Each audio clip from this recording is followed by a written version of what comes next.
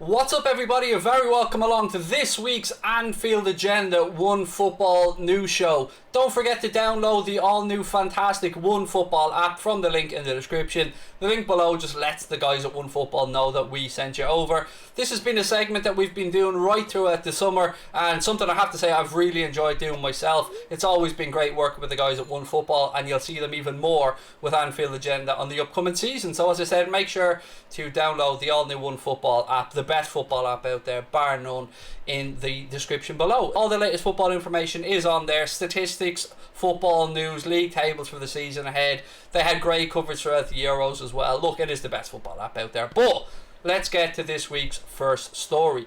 Story number one this week, ladies and gentlemen, revolves around Saul. And look, this has been a name that we've been speaking about on the channel for quite a while, and a name that Liverpool fans are probably, I don't want to say sick of hearing about, but we either are we or aren't we at this point. But this story has a little twist to it. So regular viewers of Anfield Agenda will know that Liverpool are definitely interested in Saul and are definitely keeping an eye on the situation from afar. But we've also known that the midfield position is probably going to be the last one of the three that we've been looking to get over the line. So we've got the defender in Ibrahim Kanade. Looks like we're looking for an attacking wide player and then a midfielder.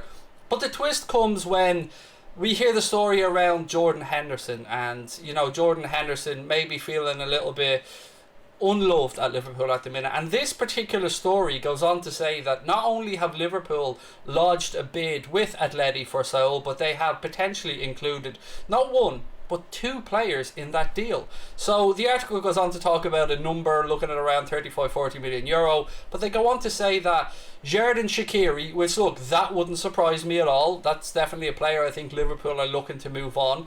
But they also mentioned Jordan Henderson's name. And look, when we're talking about midfielders, I think we're all working off the assumption that we're looking at a genuine Yalda replacement here. So if Hendo moves on, then we need two midfielders and an explanation, because we'd all be absolutely furious. So, do I believe that Liverpool could keep an eye on the Saul situation? Absolutely. Do I believe that if Atleti were open to it, Liverpool could use Shaqiri as a bit of a make-weight? Well, if it worked for Shaqiri, absolutely.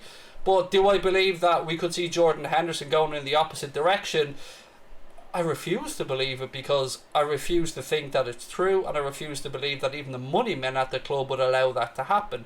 So look, let's keep an eye on this situation. We hope that Jordan Henderson's contract gets resolved. We definitely don't want to see the lad moving on this summer. We're all, I think, open to the possibility of Saul arriving over, and I'd always believe that the price that Atleti would ask for him would be about 5 million more than they paid for Rodrigo de Paul, or they are going to pay for Rodrigo de Paul. That's at least what it'd be put out there publicly. So to my understanding, that's where we are at this moment in time. But it would be one hell of a bombshell if we look at a situation where we bring in Saul but Hendo goes in the opposite direction. So I think with this one, for me, I'm not saying I know for certain that it's not true. I'm saying I hope to goodness that it is not true.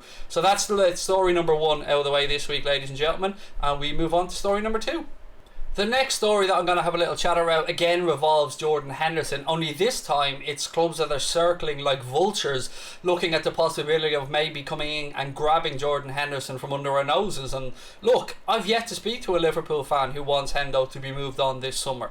I have to admit that with 2 years left on his deal, you know, would I be open to the possibility of Liverpool maybe letting those 2 years run down and reevaluating this maybe a year down the line, or when his contract's up and he's 33? Yeah, to me that would make some sense.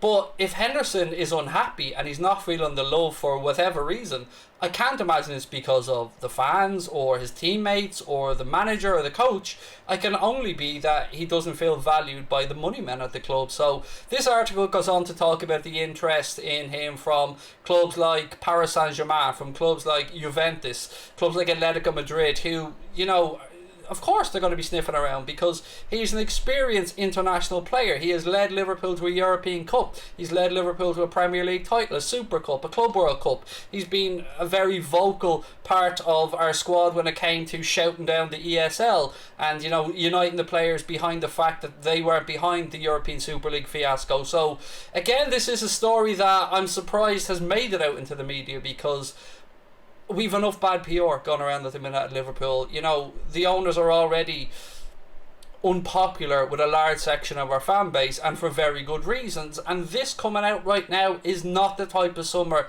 that we needed. Jurgen Klopp and these boys needed, go into the new season full of optimism and poise, and on the back of hopefully a good transfer window, couple of new additions, keeping everybody fit, and let's see what the new season brings. But to me, this is more unstabilizing stuff that we don't need, or destabilizing stuff that we don't need. So I hope this gets resolved, but it doesn't surprise me in the slightest that top clubs around Europe are certainly keeping an eye on the Jordan Henderson situation, because he is a leader on and off the pitch, and if he's not going to be valued by FSG or the money men at Liverpool, I'm sure that there will be other clubs that would absolutely value Jordan Henderson for the full wide range of attributes that he has. So yeah, we'll move on, ladies and gentlemen, because the more I talk about the Henderson stuff, the more annoyed and frustrated I'm getting with the club right now, because he's our captain and he should be going nowhere this summer.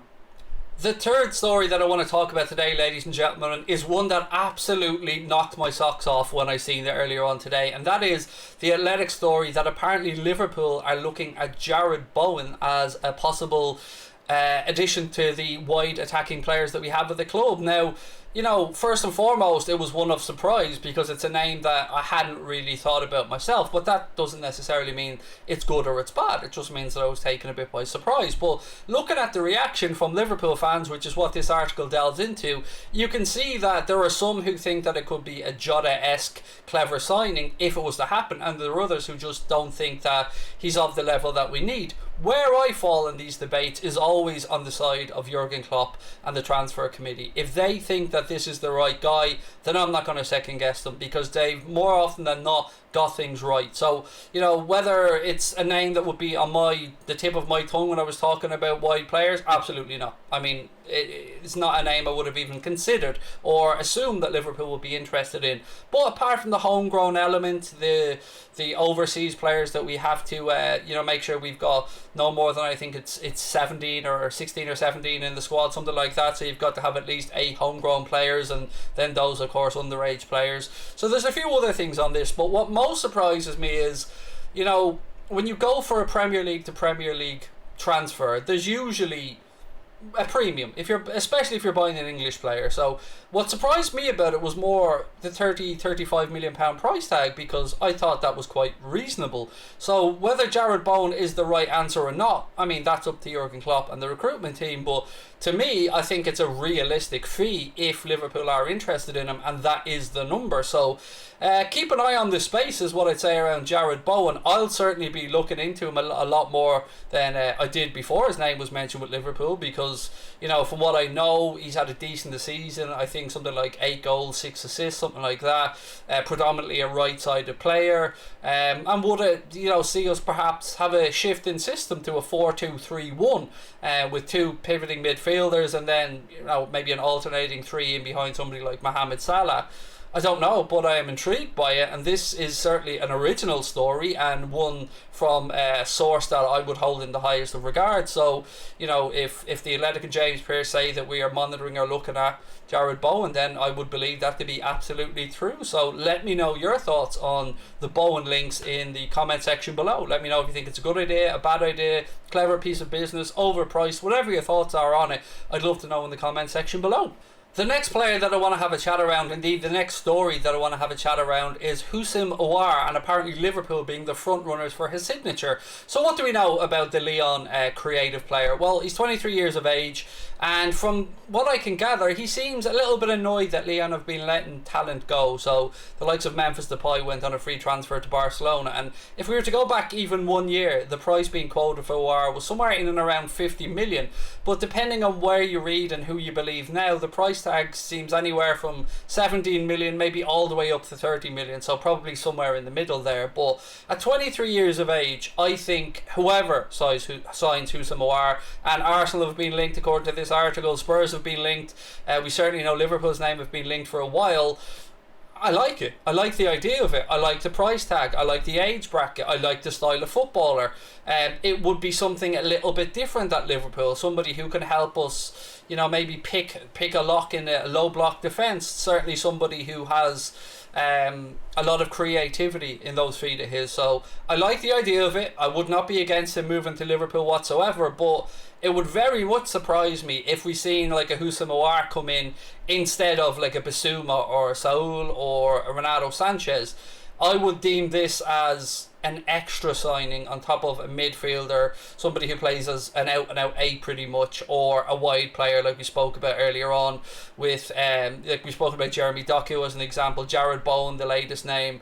So to me, I would expect, if we are interested in Aouar, that we either have a tweaking system like I spoke about before, or perhaps this would be the cherry on top of the pie, and that we'd still get a number 8 and we'd still get a wide player. And obviously by number 8 I'm aware Naby Keita is a number 8, but you know what I mean, that type of position of a midfielder, a box to box, a water carrier, a workhorse, whatever phrase you want to use. So it's an interesting one. It's one that I'd be happy to get on board with, and at that price, at 23 years of age, I think it would be very clever business for any club to bring in Aouar. So another one to keep an eye on, but it does kind of feel like the transfer window is starting to open up and heat up now a little bit, and sometimes it just takes 1 or 2 deals to fall into place for a lot more to unfold afterwards. So keep an eye on it, because I do think Aouar will leave Lyon this summer. Where he ends up, will it be London, will it be Liverpool, who knows, we'll have to wait and see. The last story is my good feel story of the day, or my feel good story of the day I should say, because it is about Joe Gomez and Virgil van Dijk getting closer and closer to getting what is the last part of the return of their journey to fitness, which is of course getting some minutes in pre-season. Now, if they didn't of course take part in either of the 30-minute games against Wacker Innsbruck and Stuttgart, which both ended 1-1, and it's pretty unlikely that they'll take part in the game against Mainz, but after that it looks like they're really not too far away. So as the article says, Jurgen Klopp said that the lads are doing some pretty complex stuff in training, and it looks like they're quite far along in their rehabilitation, which was brilliant. Now, we'd seen obviously the sacrifice that Virgil van Dijk made by missing the Euros with the Netherlands this summer, which I'm sure would have been a very difficult personal decision for him to take, but probably the right one to aid with his recovery moving forward. So look, if we can have Joe Gomez and Virgil van Dijk back and fit